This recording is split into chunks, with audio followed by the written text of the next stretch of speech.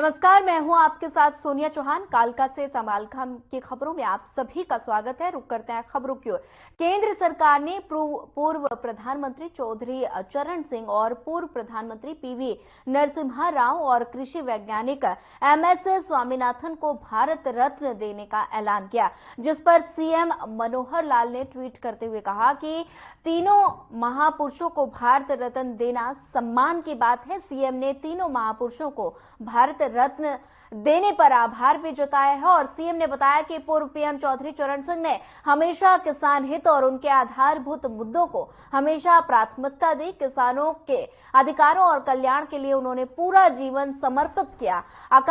आपातकाल में बता दें, लोकतंत्र को जीवित रखने में चौधरी चरण सिंह का अहम योगदान रहा। तो वहीं पूर्व पीएम पीवी नरसिम्हा राव को याद करते हुए सीएम मनोहर लाल ने कहा कि पीवी नरसिम्हा राव ने लोकतांत्रिक मूल्यों को मजबूत करने और विपक्ष समेत विपक्षी नेताओं को सम्मान देकर संसदीय परंपराओं को मजबूत किया। भारत को वैश्विक बाजार के लिए खोलने और आर्थिक विकास के आधारभूत ढांचे को मजबूत करने में उनका अहम योगदान रहा। कृषि वैज्ञानिक एमएस स्वामीनाथन ने आधुनिक कृषि और किसानों को आर्थिक मजबूती देने के लिए काम किया और साथ ही बता दें कि आधुनिक समय की कृषि और किसानों को चुनौतियों को दूर करने के लिए उनका योगदान हमेशा अनुकरणीय रहेगा।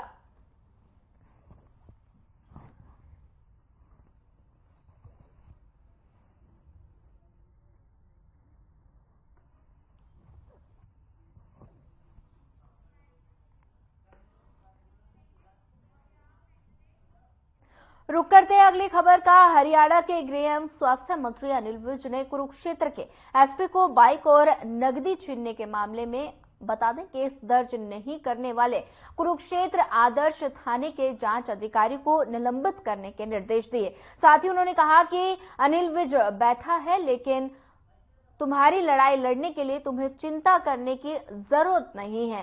साथ ही वे अंबाला में प्रदेश के कई जिलों से आए सैकड़ों लोगों की समस्याओं को उन्होंने सुना और अनिल विज ने हिसार के एसपी को एसआईटी गठित कर जांच के निर्देश दिए।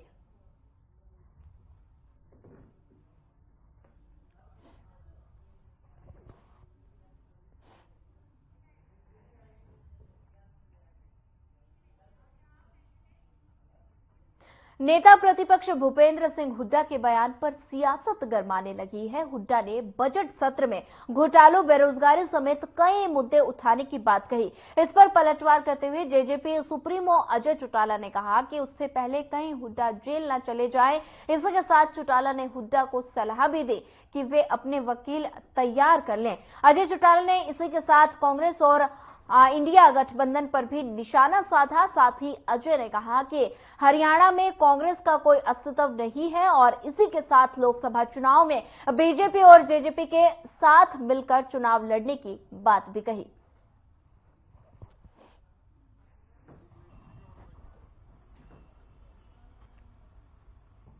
किस कांग्रेस की बात करूं, पहले तो ये बताओ। टुकड़े टुकड़े गैंग की, इंडिया अलायंस की, कौन सी कांग्रेस की बात करूं? हरियाणा कांग्रेस की फिलहाल हम बात करें। हरियाणा कांग्रेस तो है ही नहीं। 10 साल में जिन लोगों ने 3 प्रधान बदल दिए, 5 प्रभारी बदल दिए, अब तक अपना संगठन तक खड़ा नहीं कर पाए, उस कांग्रेस की बात करूं? या जो सड़कों पे रोजाना जूतों में खीर बढ़ती है, उस कांग्रेस की बात करूं?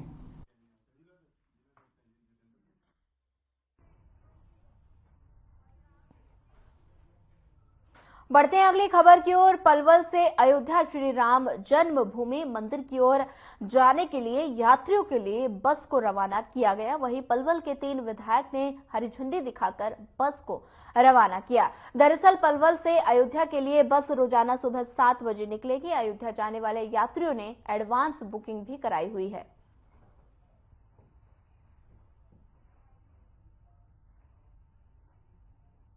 बहुत अच्छा मैसेज कर रहे हैं।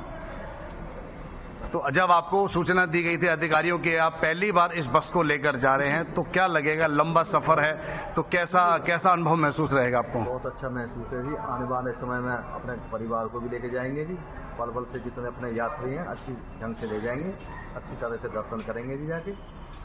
बढ़िया महसूस हो रहा है। तो बस में बात कर लेते हैं सीटों को लेकर, तो कितनी सीटें हैं, कितने लोग इसमें बैठकर यहाँ से अयोध्या की ओर यात्रा करेंगे? 57 सीटें, 57। क्या समय निश्चित किया है पलवल से रवानगी के लिए अयोध्या की ओर? सुबह 6:30 बजे। तो वहां से वापसी के लिए जी मेरे को आपको बताते हुए हर्षोल्लास महसूस हो रहा है कि हमने ये बस सुविधा सरकार की हिदायतों है। इस बस का समय सुबह 7 बजे करीब रखे हैं। सुबह 7 बजे स्टार्ट हुई बस। तो आपको मैं ये बताना चाहूँगा कि इसका किराया जो हमने 950 रुपये रखा है और ये पलवल डिपो की ओर से एक ऐसी सुविधा है कि इतनी लंबी जो रोटेशन है जो हमारी अभी तक पलवल डिपो में है 1300 किलोमीटर के साथ आ जाना है। तो ये बताते हुए मुझे आपको बहुत ही।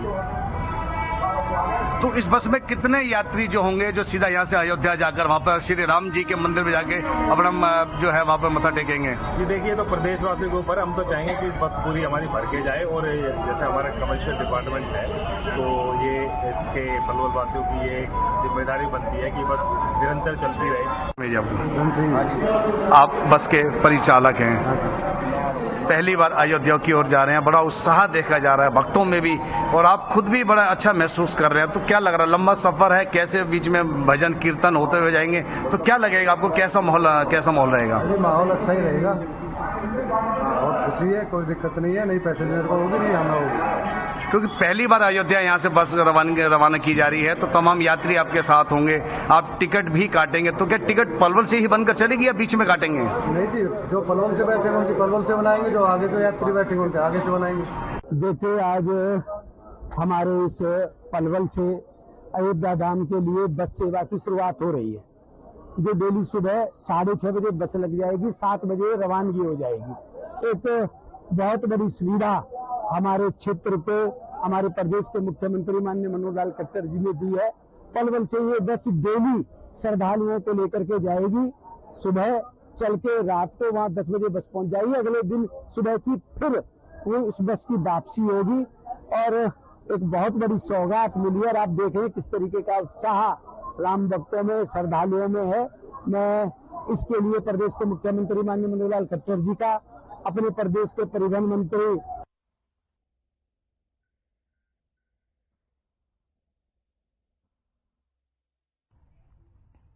बढ़ते हैं अगली खबर की ओर। अपनी अलग अलग मांगों को लेकर बता दें, किसान एक बार फिर सड़कों पर उतर आए। किसानों ने फिर दिल्ली कूच का ऐलान कर दिया।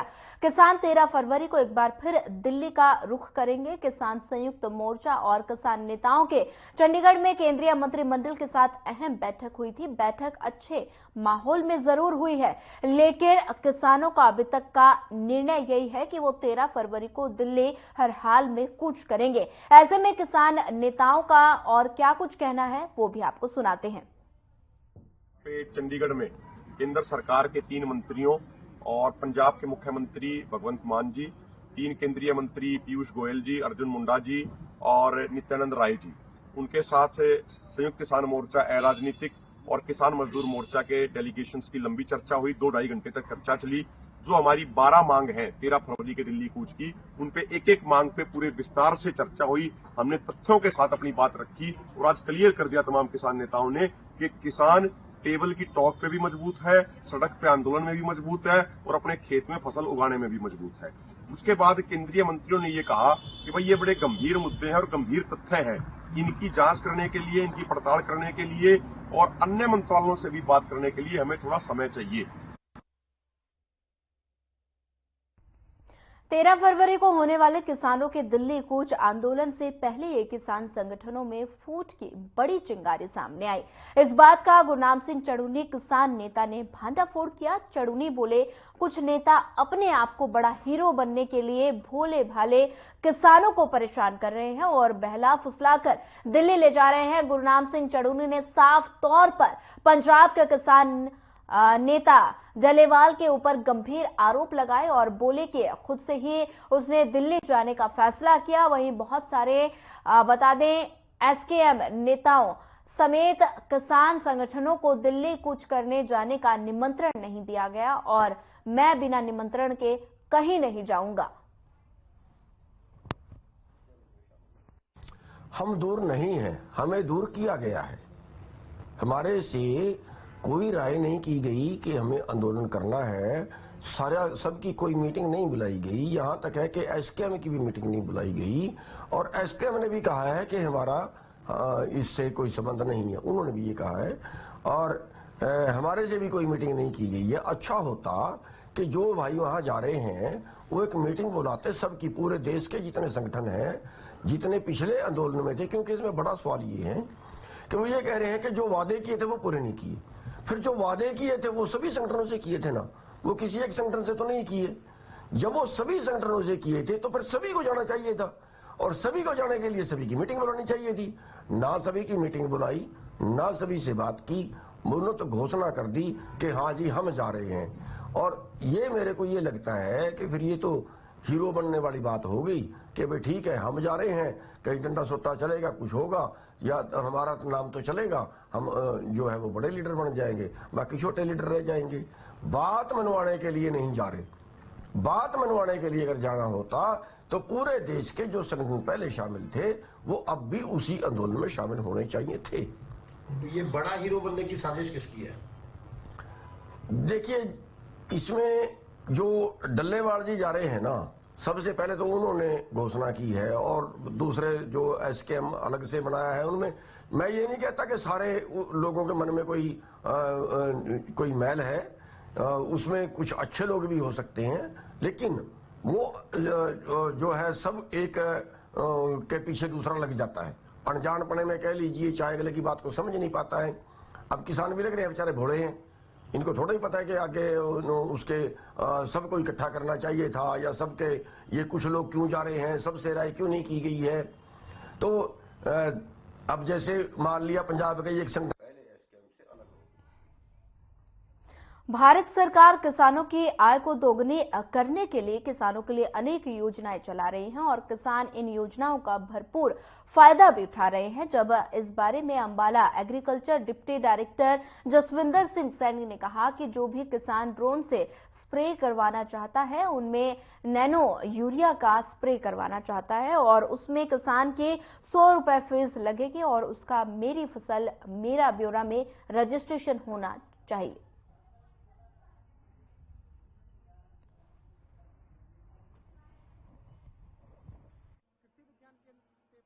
अभी जो हमारी योजनाएं चल रही हैं उनमें एक तो नैनो यूरिया का प्रमोशन के लिए जो भी किसान कराना चाहते हैं ड्रोन से स्प्रे, उसमें किसान को मेरी फसल मेरा ब्यौरा का रजिस्ट्रेशन होना चाहिए। 100 रुपये किसान की फीस लगेगी। ड्रोन और इफ्को खाद जो नैनो यूरिया है वो डिपार्टमेंट द्वारा या इफ्को द्वारा ही प्रोवाइड कराया जाएगा, तो ये किसान इसका फ़ायदा ले सकते हैं। दूसरा, इम्प्लीमेंट की हमारी स्कीम्स थी उनकी सब्सिडी जल्द ही खाते में आ जाएगी। पिछले जो खाते में मेरे पानी मेरी विरासत का था या डीएसआर की थी वो खाते में डाल की गई है। आगे जो किसान हैं अभी सनफ्लावर और मक्का की बिजाई कर रहे हैं तो वो परामर्श लेके कृषि विभाग से तभी बिजाई करें। इंद्र सिंह है जी, गाँव समालखा है, ठीक है जी। और नैनो यूरिया स्प्रे में अच्छा काम कर रहा है, कोई ऐसी बात नहीं है, ठीक है। जिम्मेदार यूज करेंगे जैसे जैसे उतना ही अच्छा रिजल्ट आएगा, ठीक है। बस यही कहना चाहूँगा कि ठीक है, अच्छा है। हम तो वैसे पंप से, पेट्रोल वाले पंप से कर रहे हैं, ड्राउन से भी कर लो, कोई दिक्कत नहीं है, उसमें फायदा ही है। बड़ी फसल है तो उसमें फायदा ही होगा, कोई नुकसान नहीं है उसमें। दीदी अब मोटरसाइकिल पे ही काम चल जाता है, लिफाफे में ही। मैं ब्रिजपाल चौहान, खुड्डा कलां। देखिए, नैनो यूरिया जो पत्ते वाली, चौड़े पत्ते वाली फसलें हैं उन पे सब पे बहुत अच्छा कार्य कर रहा है। और जैसे आलू की फसल है, बरसीन है, जितनी भी चौड़ी फसल पत्ते वाली फसलें हैं उनके ऊपर नैनो यूरिया बहुत अच्छा कार्य कर रहा है। और उम्मीद है भी आगे जो सी दूसरी फसलें भी हैं उनके लिए भी सरकार को थोड़ा सा इसमें तकनीक चेंज करेगी, शायद उसके ऊपर भी अच्छा काम करे। आलू के जितने भी किसान नैनो यूरिया को लेके गए हैं उन्होंने इसके काफी अच्छे रिजल्ट बताए हैं। सरकार उससे नैनो यूरिया की ड्रोन से भी, मान ले जैसे हमारा कृषि विज्ञान केंद्र है वहां पर 2 ड्रोन छोड़े हुए हैं, उनसे किसान स्प्रे भी करवा रहे हैं। और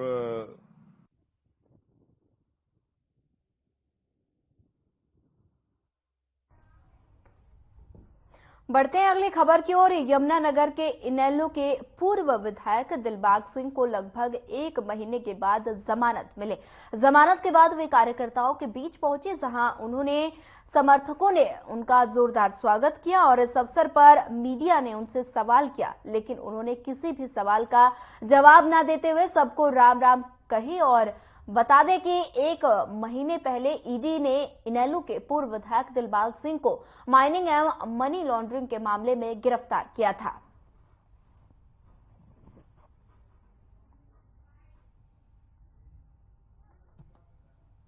देखिए, आप तो देख ही रहे हो उत्साह है जो 1 महीने से हमारे कार्यकर्ता भी परेशान थे इस बात से, और दिलबाग सिंह जी आज 1 महीने के बाद कार्यकर्ताओं से मिले, ये खुशी की लहर है।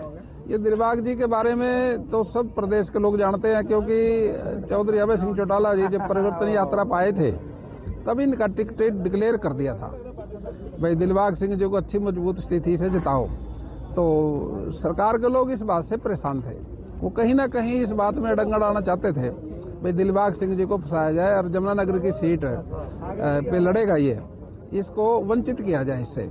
लेकिन इस देश की जुडिशरी में, न्यायपालिका में खूबी है, वो सुनती है बात। किसी के साथ न्याय कोई सरकार करेगी तो जुडिशरी में जब जाता है तो वहाँ न्याय मिलता है। प्रत्यक्ष को प्रमाण की जरूरत नहीं होती है, आपके सामने है किस ढंग से आज यमुनानगर एक कहते हैं उबाल आ गया है। और हमें मालूम था, we are having full faith in the judiciary, कि जो जुडिशियल सिस्टम है हमारे देश का बड़ा स्ट्रांग है और जो होगा अच्छा होगा। और देख लो क्या बढ़िया, आज दिलबाग आपके बीच में दोबारा आ गया है। और आज मैं तो चलो पार्टी का कार्यकर्ता हूं, राणा साहब भी पार्टी के वरिष्ठ कार्यकर्ता हैं, दिलबाग हमारा कैंडिडेट होगा। ये अभय सिंह जी भी उस दिन अनाउंस कर गए थे, ये पवन जी भी वहां थे, हमारा कैंडिडेट होगा। और आप देखना पिछली बारी से कितनी ज्यादा वोटों से वो अपनी जीत अर्जित करेगा। आज सारा यमुनानगर सारा यमुनानगर देख रहा है। इसका असर पवन यमुनानगर में नहीं पड़ेगा, इसका असर सारे हरियाणा में पड़ेगा। कुरुक्षेत्र में रोड सेफ्टी की बैठक में उपायुक्त ने अधिकारियों को दिशा निर्देश दिए। बता दें कि NH 44 और PWD विभाग की सड़कों पर बने अवैध कटों को 15 दिन के अंदर बंद करवाने के लेकर निर्देश दिए गए और साथ ही सड़कों पर बने स्पीड ब्रेकर की रिपेयर और पेंट करवाने का काम भी करवाने के आदेश दिए गए। उपायुक्त शांतनु शर्मा गुवार को लघु सचिवालय के सभागार में RTA विभाग की तरफ से आयोजित एक बैठक को संबोधित कर रहे थे और इससे पहले RTA सचिव विजय देसवाल ने सड़क सुरक्षा समिति के विशेष एजेंडों की रिपोर्ट को हाउस के समक्ष रखा और आगामी एजेंडों पर चर्चा की गई। इस दौरान उपायुक्त शांतनु शर्मा ने कहा कि कुरुक्षेत्र जिले में सभी टूटी सड़कों को मुरम्मत करवाने का काम जल्द से जल्द किया जाए और जिन सड़कों के टेंडर जारी हो चुके हैं वो अपना काम शुरू कर दें और जिन सड़कों के टेंडर प्रक्रिया लंबित हैं उनकी रिपोर्ट जल्द से जल्द भेजी जाए ताकि आगामी कार्रवाई सुनिश्चित की जा सके।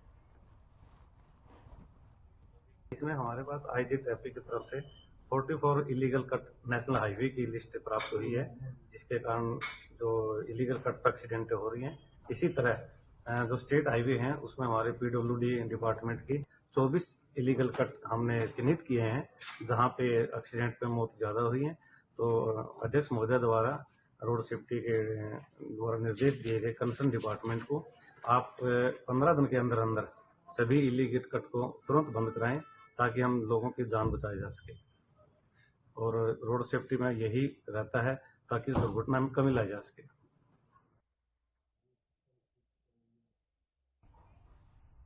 फिलहाल वक्त तो चला एक छोटा सा ब्रेक का। ब्रेक के बाद जल्द हाजिर होंगे।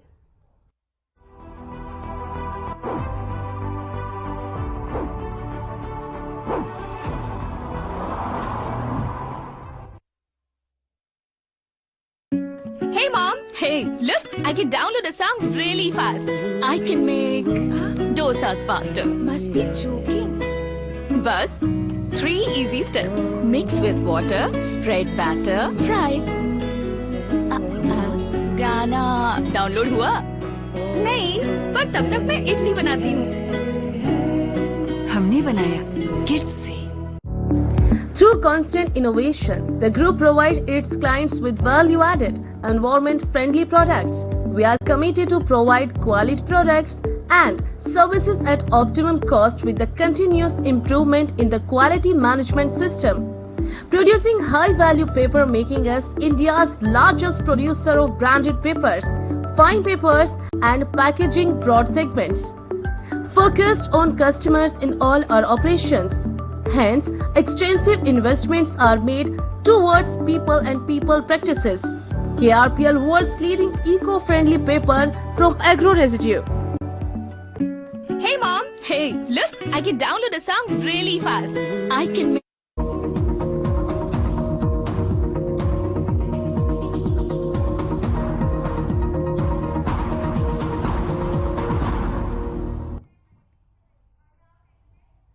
ब्रेक के बाद आप सभी का एक बार फिर स्वागत है। आपको बड़ी खबर से रूबरू करा देते हैं। बड़ी खबर इस वक्त की पलवल से। जिले में चोरों के हौसले बुलंद, 3 घरों को चोरों ने बनाया निशाना। बड़ी खबर, अहम जानकारी, लाखों रुपए की नकदी और जेवर किए चोरी। 2 संदिग्ध युवकों को पुलिस ने काबू किया। बड़ी खबर, अहम जानकारी इस वक्त की आपको दे रहे हैं पलवल से। जिले में चोरों के हौसले लगातार बुलंद, 3 घरों को चोरों ने बनाया निशाना। लाखों रुपए की नकदी और जेवर किए गिरफ्तार। लाखों रुपए की नकदी, बता दें कि चोरी की है। जिले में चोरों के हौसले लगातार बुलंद हो रहे हैं। लाखों रुपए की नकदी और जेवर चोरी किए 2 संदिग्ध युवकों को पुलिस ने काबू किया। पलवल में जिले में चोरों के हौसले लगातार बुलंद।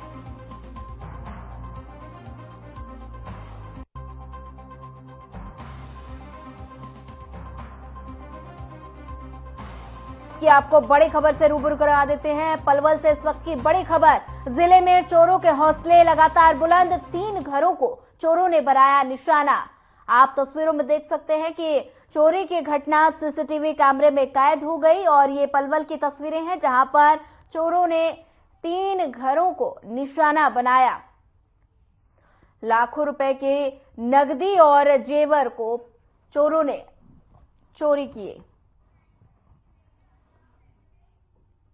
बढ़ते हैं अगली खबर की ओर। सांसद खेल महोत्सव का आयोजित किया गया और बता दें, सांसद खेल महोत्सव में खेल स्टेडियम मुख्य अतिथि केंद्र राज्य मंत्री कृष्णपाल गुर्जर पहुंचे और इस मौके पर परिवहन मंत्री मूलचंद शर्मा, बीजेपी जिला अध्यक्ष राजकुमार बोहरा, डीसी विक्रम सिंह समेत गणमान्य मौजूद रहे।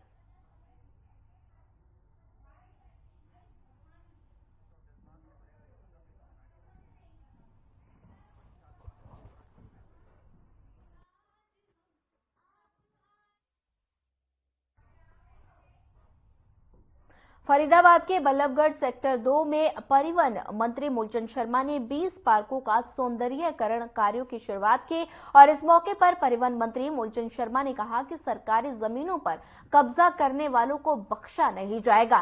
साथ ही 41 लाख रुपए की लागत से सभी पार्कों का सौंदर्यीकरण होगा और इस अवसर पर सेक्टर वासियों ने परिवहन मंत्री मूलचंद शर्मा का फूल मालाओं से स्वागत किया। वहीं परिवहन मंत्री ने स्थानीय लोगों की समस्याएं सुन लोगों के साथ चाय पर चर्चा भी की।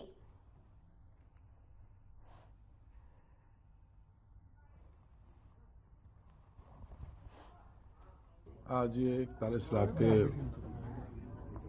टेंडर का उद्घाटन किया है। चारों में फुटपाथ है और चारों की बाउंड्री है। बाकी इस तरह के सारे जिनकी टूट फूट है उन सबको ठीक करने का काम करेंगे।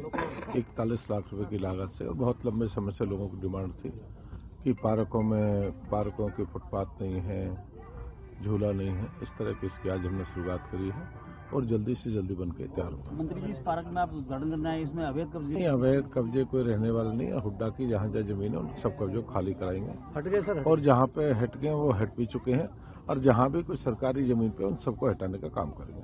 मंत्री 13 फरवरी को किसान घेराव करने एक बार ये सब किसानों से बैठ के बात करेंगे। किसान अपने भाई।